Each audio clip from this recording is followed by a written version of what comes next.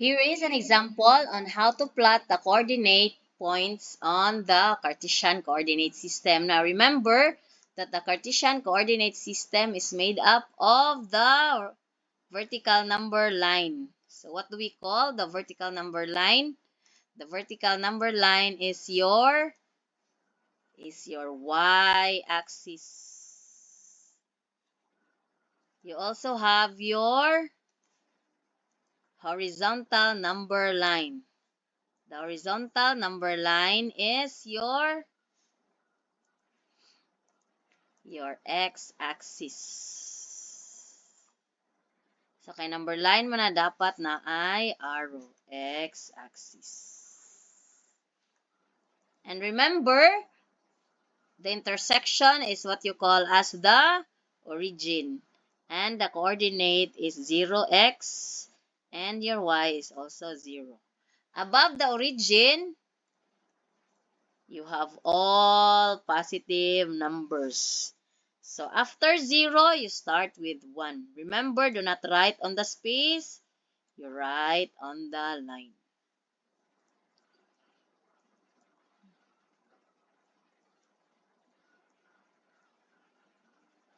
Below the origin are all negative.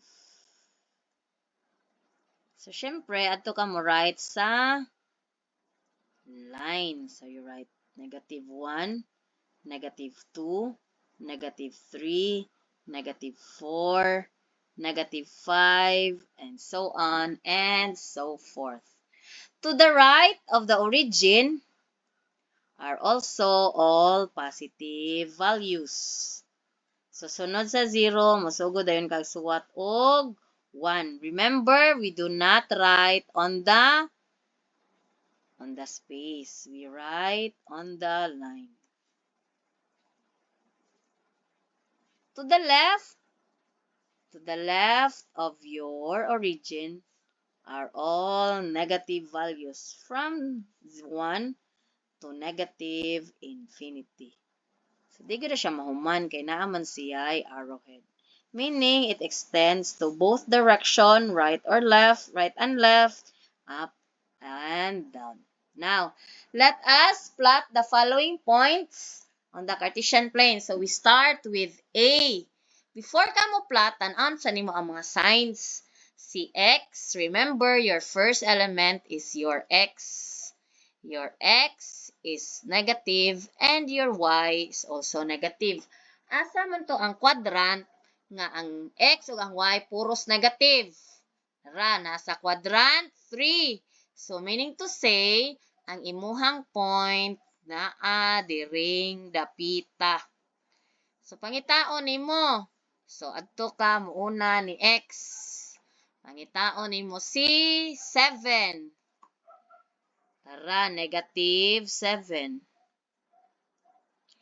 And then, pangitaon po nimo sa Y. Sa Y kay negative 4. Asa mang negative 4? Tara, negative 4. So, imo na siyang iabot. Diri sila mag-abot. Therefore, this is your point A. What is the coordinate of your point A? Negative 7, negative 4. Next, your point Q. Asam na yung point Q? O, pareha sila ni A. Puros negative. So, ang yung pangitaon, si negative 4. Dara. O, dara si negative 4. Dayon, negative 4 po si Y. Dara.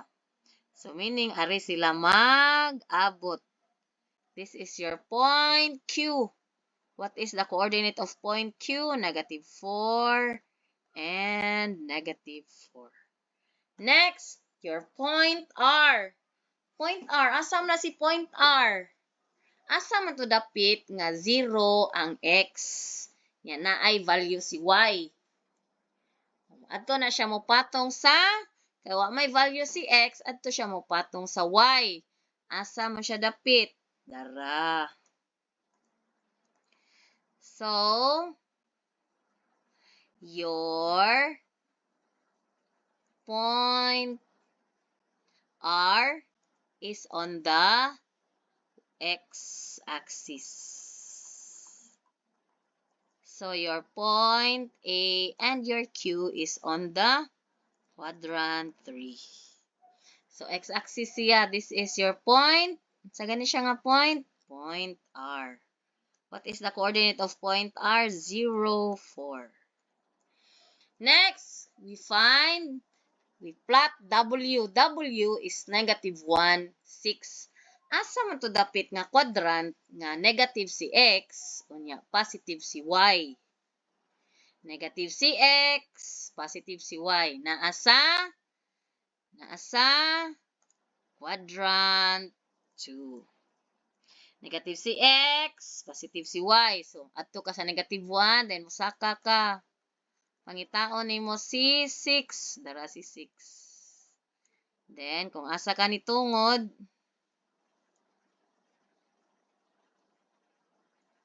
this is your point W.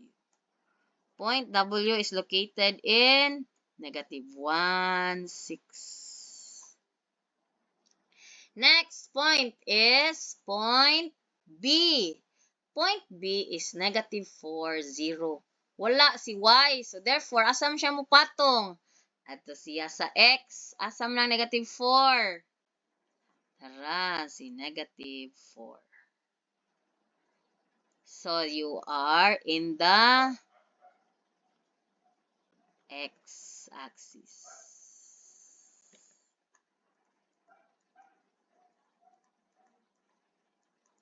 So, Dara, you have your B.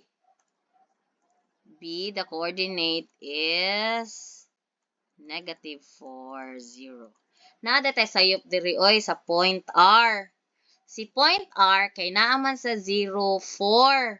So, naa siya, as I've said kanina, naa siya sa y-axis. So, asa man dapit ang y-axis? Dara. I'm so sorry, Dara. C4. So, this is your R, which is located in 0, 4. So, nakasabot na ta. Saan pag-plot sa point?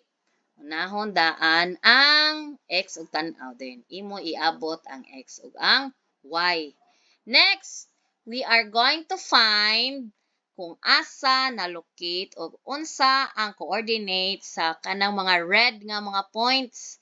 Unsa man na si point B, si point C, si point E, si point G, ug si point F, ug si point H. Sugod ta ni point B. Ato ta sugod ni point B. Dara si point B. So, ato siya itungod. Asa man siya natungod? Naasa? Negative 4. Kahuman, ato din siya itungod dapit sa Y.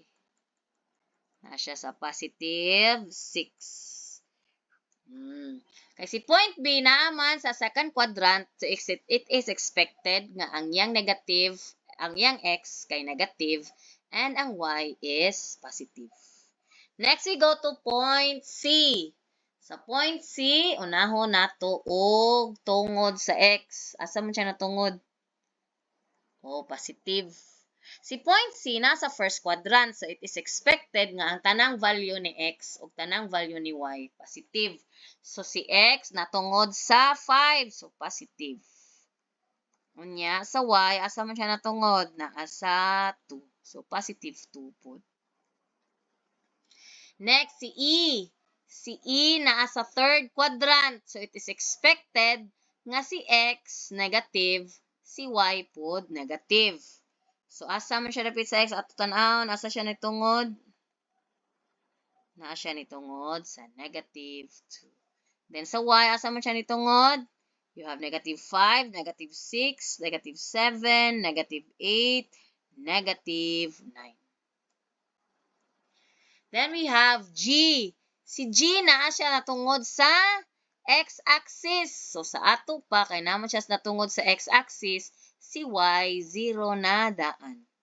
Natanaw na to, asa siya natungod? Na siya natungod sa negative 8. Next, sa F.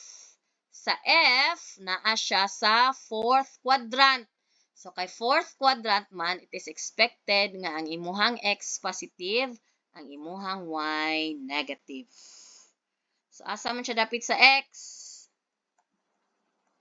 Naa siya sa 2. And then sa Y, naa sa negative 3.